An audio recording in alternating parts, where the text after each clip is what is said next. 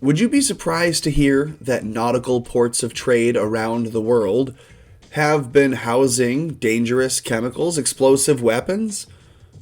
If so, then you haven't been paying attention to the news.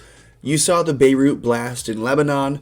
You saw other places in Iraq, in Iran, be lit on fire. So if you didn't know that, you could look back at the past couple of weeks.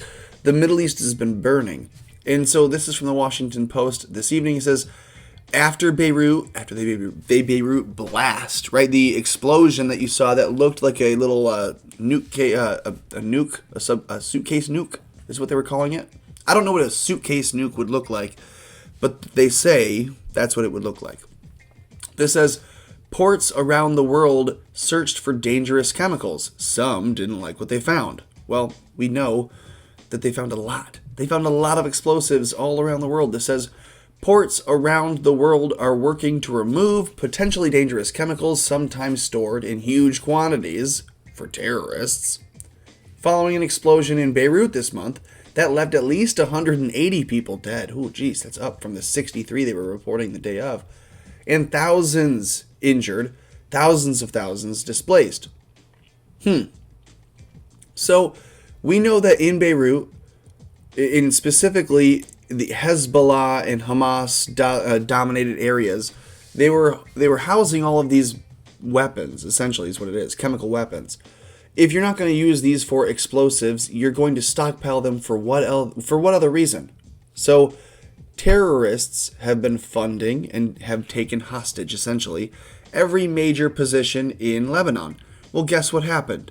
In the last 2 weeks, every single executive position in Lebanon, they all retired. So this blast occurs, everyone retires, and then all around the world, all these ports to say, oh gosh, hey, look, ooh, we had some stuff here, and we don't like this, so we're gonna, hey, get rid of it. We're gonna throw a flag on the field right now and say, we had stuff too. Don't blow us up. That's really what's happening. You're seeing ports all across the world saying, hey, we don't want to be the next one. We don't want to be the next one hit. Can we just say we found this? This isn't ours? Officials in Dakar, Senegal, capital city, announced Thursday that they had requested the removal of almost 3,000 U.S. tons. So wait, is that our tons or is that U.S. tons? Is that a metric? I don't know. Of ammonium nitrate. 3,000 tons of ammonium nitrate from Dakar in the port. A larger volume than was in Beirut. So there's a bigger stockpile that these guys are like, oh, the Senegalese are saying, we don't want to have our shit blown up. They blew up Lebanon. Will they blow us up? And they know we will. So they said, flag on the field. Can someone come get this shit? Can someone come and get our explosives, please? 3,000 tons. Last week, Romanian officials in the Black Sea port of the Ajiji said that they, I don't know if that's how you say it. If that is, then I'm shocked. Of the Aegean Sea, right, the Black Sea port of Aegea, said that they found a single warehouse illegally holding 5,000 tons. Jeez, excuse me, 5,000 tons of ammonium nitrate. Jesus. Further, 3,800 tons of the compound had been found in raids across the country. So we should be looking at Romania as well. As the dust settles after Beirut, many of the first took... Which many first took for an attack? Well, yeah, of course it's an attack. I'm losing my voice here. Well, of course it's an attack. If you don't think that blast, like I said, it looked like a suitcase nuke. It actually, what was described being, was like multiple drones going in and setting fires and explosions at once to direct then the main blast to go up instead of out, which saves a ton of lives and doesn't ruin all the infrastructure all around. Makes a nice clean blast. That's what they say. As the dust settled after the Beirut blast, which many first took for an attack, a more mundane apparent culprit emerged. Government inaction, incompetence, and corruption. Yeah, well, that sets the haystack, but someone needs to light a match and toss it. And that's, I think, what we did there. Either us or Israel. The white hats hit that. That's what happened. Some 2,750 tons of ammonium nitrate had been stored in unsafe conditions, they said, in the city's port since 2013, despite warnings that the chemical fertilizer could turn into an explosive if not stored and disposed of properly. Okay, well, big shock there. So, hey, bomb-making materials can explode if you don't take care of them. Thank you, Washington Post. I'm so happy to know that you're on the case. But no, legitimately, it is nice that the Washington Post is reporting that all these other stockpiles of bomb-making weapons have been found all across the world.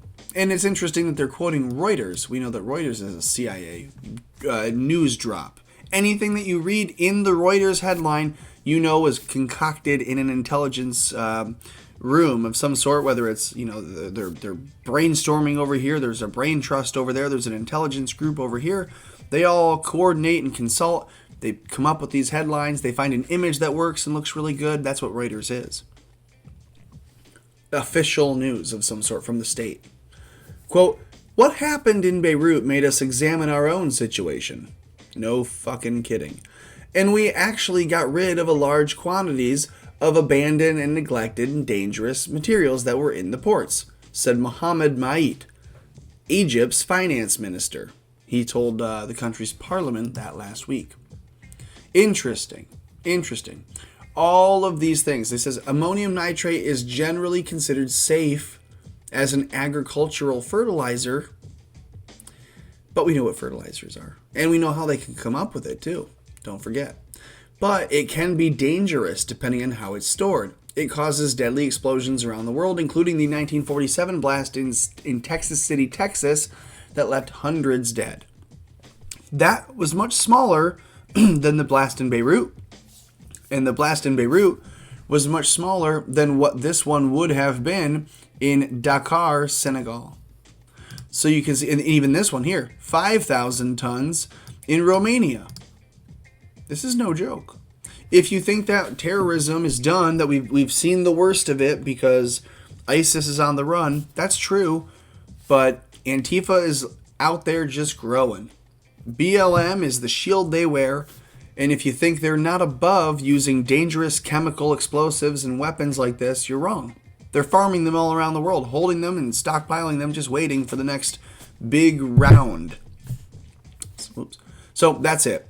Like this video if you would. Comment in the section below. I'd love to hear what you think.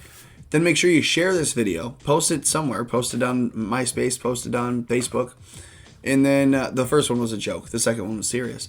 And then make sure you subscribe to the channel. Otherwise, do everything else you can do to keep America afloat.